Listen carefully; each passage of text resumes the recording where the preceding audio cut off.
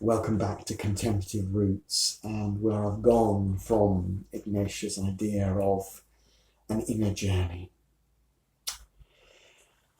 Lots have happened in the last year for me. The discovery of centering prayer, which I will talk about probably next. Yes, that's what I got in mind. And the book, that I talk about. I can't remember its name. Finding Peace, Mindfulness, Finding Peace in a Frantic World. And the idea of getting out of our brains and connecting with our bodies. So lots of things have gone together, which have helped me in the last year to connect with the inner journey. Let me describe it in this way. Our inner journey has two wells. Wells being deep places where there is water, there is refreshment when we go down. I'll stick with the wells and I'll come with a different metaphor later. So there's a sense of going down into the well, of being lowered ourselves perhaps into the well, or lowering a bucket so that we can find this water. And the two wells, I think, for me, and this doesn't really come from anyone else, so it could be a blind alley, but the well of the heart and the well of the soul, and I locate my soul sort of deeper down.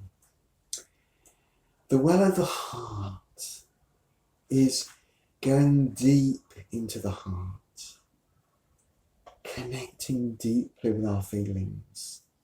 This has been an important journey for me. I think I am more of a feeling people, and I've retreated into my mind.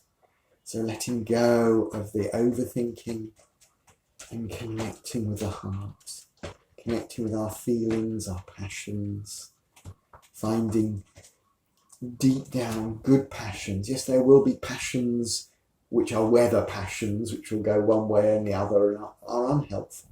Yeah, that's the way we are as sinful human beings. But there will be deep stuff if we go deep down. In fact, these wells are portals. And I think this is where I need to change metaphors, because you could also understand them as mountains. And the whole inner journey as a journey up a mountain, which is hard. It's an effort to climb, but the higher you get, the better the views, the better the understanding. And I think there are two peaks to go with my two wells. The first is the peak of the heart. Because as we get higher up, we see more. And through our heart, we find a connection with all people and all things. And that's, a few years ago, I'd have said, that's hokum, but I feel it very true now.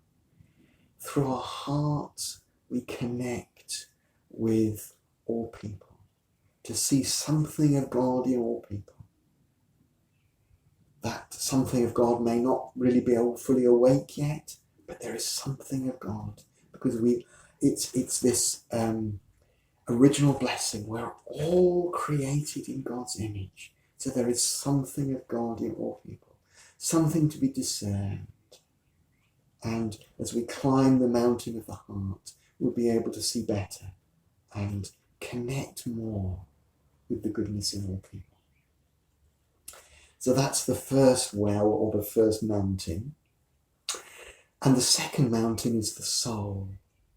Now the soul, I understand to be the residence of God. That God's Spirit dwells in my soul. There is something of me in my soul, what is deepest me, but there is also something of God, and the two intertwine. I went through a phase of listening to my soul. Don't seem to do that so much now, but it may be just part of just rooting the soul as a real place within me. So connection, a deeper connection with the soul, the deepest place, the most true part of us, where I'm truly me, that is my soul. And I am connecting deeply with God who is within, God who I carry around with me, who I can allow to bubble up inside me and spill out of me to others. And I'm seeing that very much as the task of the Christian life. It's not so much what we do or say, but it's letting the Spirit of God and trusting that the Spirit of God will flow out of us. I just feel I need to say something else here, and that's about the ego. Because when we go down, we will find the ego. And the ego is very much part of us. But the ego, to me, is the anxious self. The self that panics and so over-presents us, or over self-critical, oh, I'm no good at that. And it's a sort of insecurity. And the image of the ego that I came to from various books is of a golf green. So there's the golf green, and then around it are bunkers, and the bunkers are the ego. And I suppose the golf ball is us. And what we want to is go to the centre of the green and into the hole in the middle. What do they call that? Where the golf ball goes. But so often I think that my greens are sort of like crown pin bowls. They're sort of curved and you roll off down into the bunkers. And so often, a number of people have found this image helpful. That, we're doing fine, and then we suddenly roll into a bunker and we get defensive or start showing off or different of us will have different bunkers of the ego, and we will get used to our bunkers. And it's fine. Falling into a bunker is just part of life. But we need to sort of pick ourselves up and get back on the green and ask God to enlarge our green so that there's more green that we can stay on and the bunkers are further away and things begin to happen. So I'm not sure how that fits really, but it just felt important. The ego, the sort of anxious self that trips us up, and we can just go into the bunkers and we can go off in different directions. They become avenues of the ego and they take us further and further away from the green, the true self, who we truly are in God, who God has made us to be, the person we can connect with when we connect with our soul, avoiding the bunkers of the ego.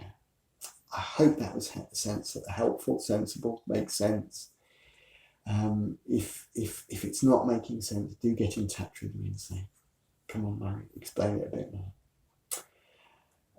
But I think that perhaps is far enough. I will do one more, but more of a reflective one. So you can do that as and when. Thank you.